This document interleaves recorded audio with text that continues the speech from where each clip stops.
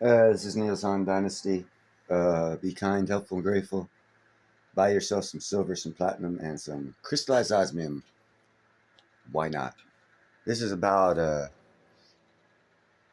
power generation.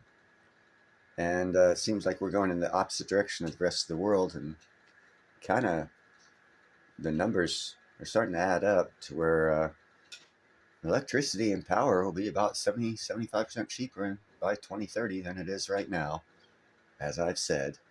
But here, let's let Mega Builders from 3 hours ago, America's $35 billion new power plant. Dun dun dun! Nuclear power plant. Add that. Time to talk about Vogtle 2.0.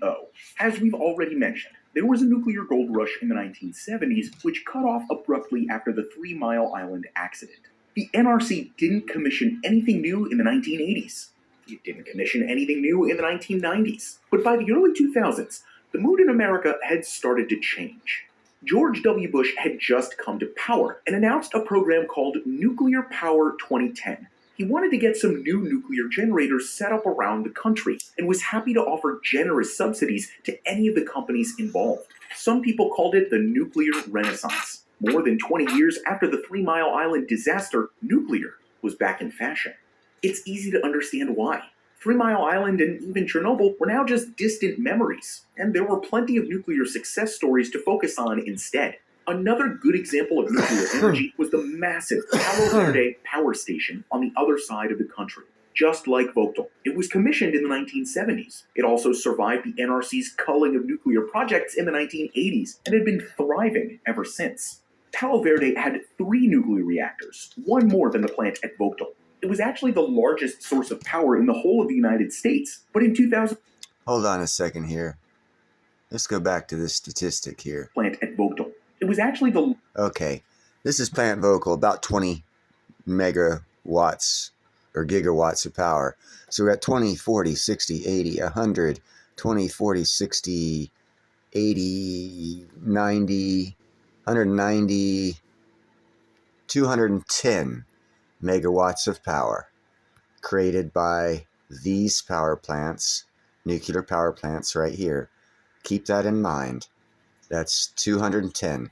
Largest source of power in the whole of the United States. But in 2006, encouraged by Bush's new nuclear program, the team at Vogtle decided to shake things up.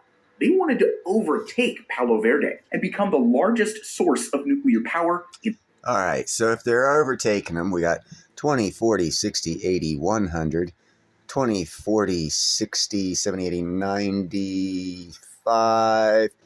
Oh. Now we're up to 235 gigawatts.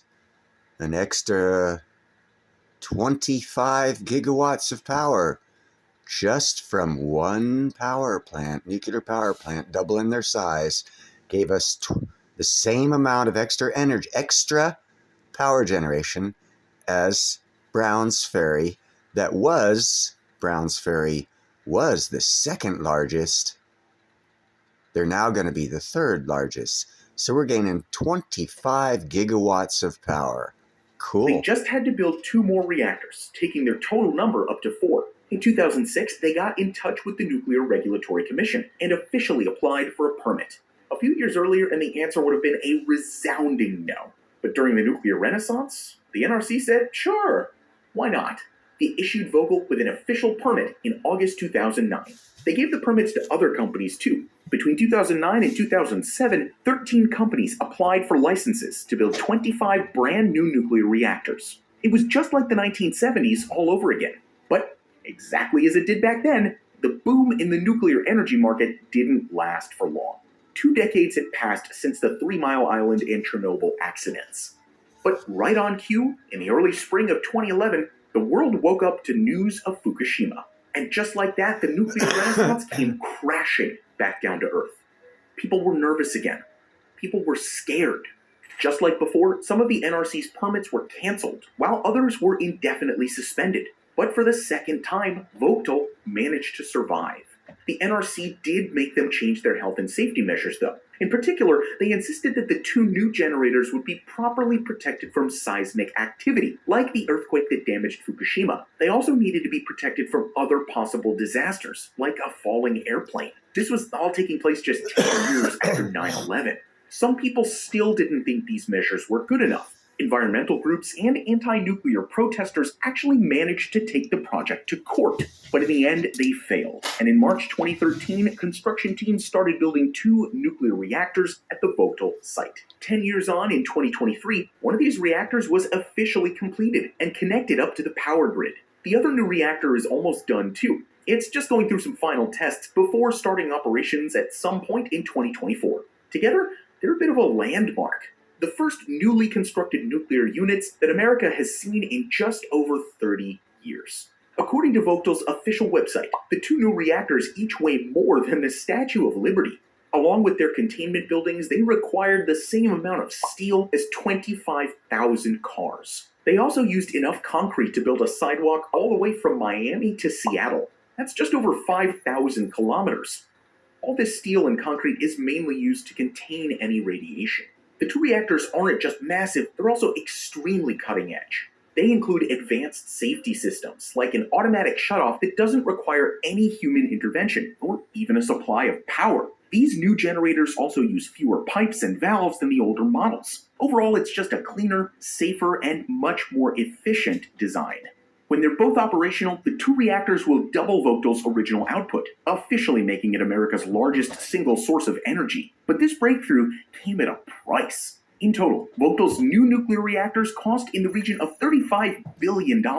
And that's on top of the $20 billion already spent on the original reactors. But America built it anyway. And in some ways, that's strange to think about. While other countries like Germany have been closing down all their nuclear plants, Vogtle has doubled its total capacity and become the most important source of power in the country. It raises an important question. Which approach is right? While it probably sounds safer for a country to live without nuclear power, this comes at a cost.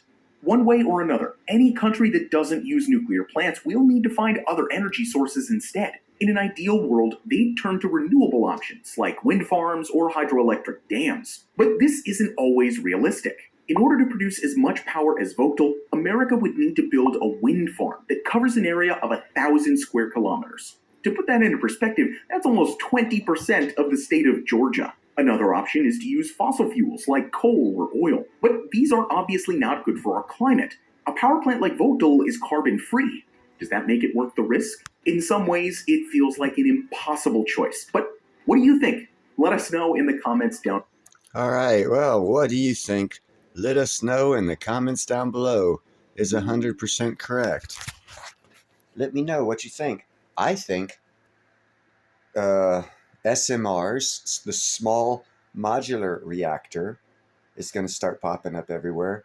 And even better than that is the micro nuclear reactor.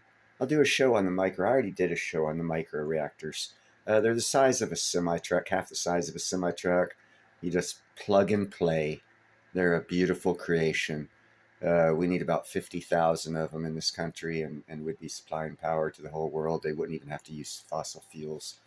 But anyhow, that's a story for another day. And, once we get greed and stupidity out of the way and power struggles for people wanting to dominate others, instead of just living life and bringing forth ideas that can help everybody without your power or need to be wealthier than everybody else. But whatever, humans are kind of weird that way. You guys have a nice night.